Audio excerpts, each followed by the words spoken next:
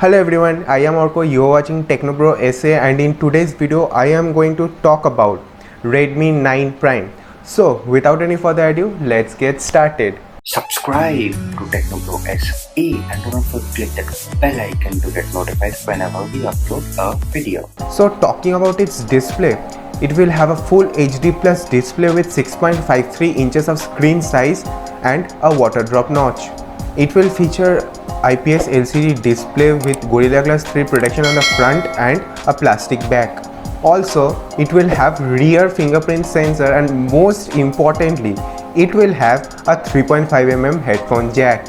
Now talking about its performance, it will have MediaTek Helio G80 processor, which is a gaming processor which will give you a smooth gaming experience, and within this price range it is quite good.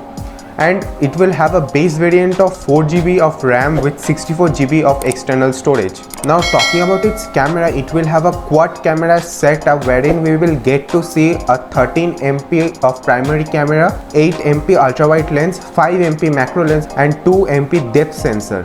Also in the front it will have a 8MP of selfie camera. Now talking about its battery, it will have 5020 mAh of battery life, which will last up to 2 days as per the company says, and also it will have 18-watt fast charging support, but there will be no 18-watt charger in the box. Now talking about the two most important segment, that is its launch date and its price.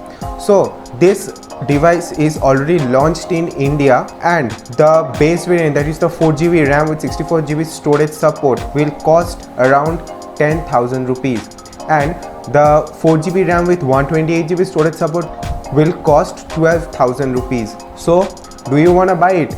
Comment down in the comment section below, and if you like this video, do drop a big fat thumbs up, and if you are new here, do subscribe to our channel TechnoBroSA to never miss any new daily tech update. So this was it for today. See you in the next video. Bye.